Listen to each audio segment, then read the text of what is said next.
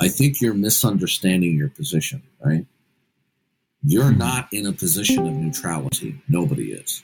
That is that is impossible.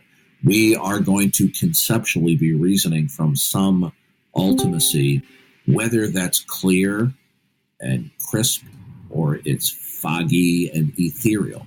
I would agree with that. Right?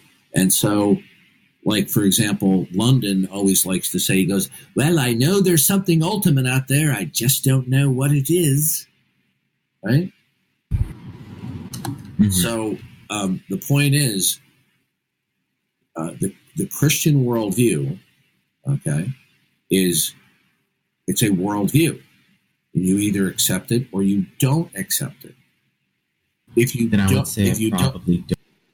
don't accept it, then your position entails that you presuppose its falsity, whether you realize or not that your position entails its falsity. Okay. You don't have to sit there and say it's false. It's just that your position results in its falsity. Okay, so your position is the falsity of God. So then God is not the all conditioner. God is not the ultimacy of reality, the absolute, that all facts have their ultimate grounding and context in. Right? Okay, so you have God and his creation, his plan. Okay? When that is rejected, there's no context for facts. Now, the unbeliever thinks he has a context, but it's because he hasn't pursued it to its logical conclusion. They stop short, right? So here, let me read this to you. This is something that I came across today that I've shared with other people. And it's very short, but it's very powerful. He says, in Cornelius Van Til's body of work, he refers to hypothetical facts, which, if they were not created by God, would be brute facts. A brute fact is any fact without an explanation. Descartes, in his Cartesian a priorism, figured out that these facts were what they were by virtue of what man thought of them. To clarify, these facts are, to simply put it, what everything would be if it wasn't created by God. This very short post is to briefly explain brute fact in order to demonstrate how the idea manifests itself in a street presuppositionalist argument. I'm going to skip one paragraph. He says, the way a brute fact becomes a brute fact is either A, by appealing to these facts without first acknowledging or presupposing that God created them or brought them to pass, or to claim that God does not exist, or that there is no good reason to believe God exists. Both of these groups, therefore, must appeal to brute facts as ultimate in order to argue about anything, because there is not an absolute which objectively makes these facts what they are. Now, let me give my little spin here. There is not an absolute to which they can identify or account which objectively makes these facts what they are. Since this is the case, these brute facts cannot be known for what they objectively are. They can only be known, in quotation marks, inasmuch as what a man thinks or imagines he believes or knows of them. In this sense, then, subjectivity is truth. Philosophers in the past, Christian, agnostic, and atheist, have recognized the need for an absolute, which would be behind these facts, in order that anything should be made intelligible. Mm-hmm.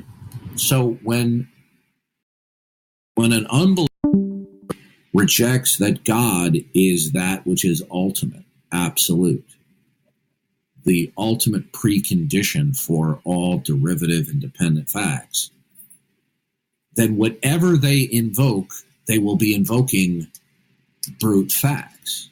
And the reason why they would be brute facts is because they do not exist in virtue of God's creation, nor would they exist from any identifiable or accountable absolute. So they would just simply, they exist without explanation. Yeah, like axioms, essentially. Well, but the problem is... Or would axioms be an example of well, you could put it that way, but then it would just simply be relativism. It would just be complete subjectivism, right? And it's all abstract thinking, right? Yeah. So, see, people can hide behind terms like axioms and properly basic beliefs, right? But ultimately, this is with the rejection of God and his self-disclosure of himself, who he is, and his attributes, and his plan of creation, making facts are what they are in the plan of God. Then one, by non-acceptance, says these facts are just facts without reference to anything ultimate. Now, even if somebody says, well, I know it's something ultimate, I just don't know what it is. Well, then they're still saying it's a brute fact. In other words, this is simply a fact in virtue of I don't know. Right? So therefore, you don't have objective intelligibility for facts. All you have is pure imagination and subjectivity, and you don't have intelligibility. Well, this is the very thing that people who reject the Christian God and his self-disclosure, they accuse of us, that we believe in this God without demonstrability. Yet when they reject God as the all-conditioner, the environment in which facts exist, right, and have their meaning and existence, then they themselves are committing the very thing that they condemn. And so this is why the rejection of Christianity is hopelessly plunges them into complete darkness and incoherency. They destroy objectivity. There is they absolutely destroy objectivity. And what they're going to want to attempt to do is saying, oh, well, I'm not saying there's not an absolute. I'm just saying it's not your God. Say, what is this all conditioner? What is it?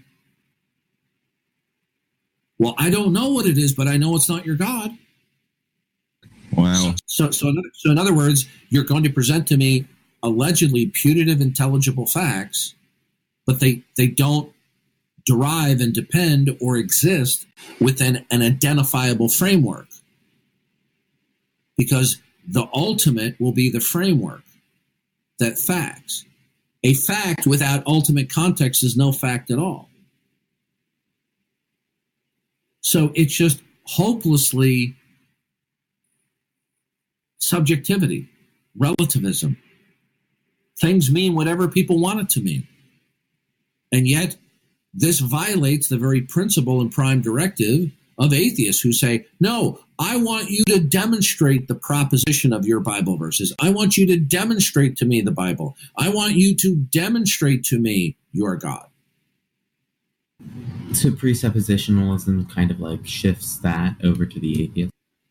No, what it's simply saying is that the whole system it's beyond simply how shall I put it? It's simply beyond just simply incoherent. It's absurd. It's pure absurdity. It's impossible. Van Til said Christianity is true due to the impossibility of its denial. Because if you attempt to deny Christianity, if you attempt to deny that the God of the Bible is the all-conditioner, is the ultimacy of reality upon the framework or the canvas upon which all facts are within God's creation and plan, then you have no framework.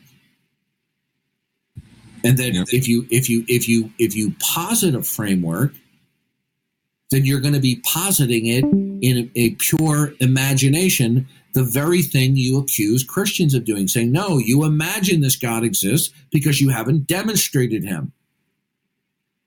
Yet when they go around speaking facts, it turns out that their facts, whatever they may be, are brute facts because they don't exist in an identifiable environment, meaning an ultimacy and an ultimate objective framework.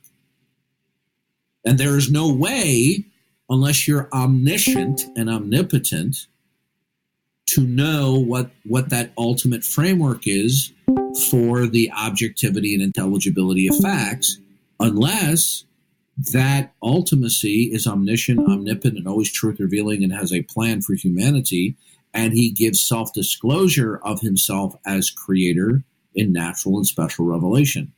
But when that is not accepted, then there's no identifiable framework from which to speak from, even to talk intelligibly about the possibility of affirmation and denial of anything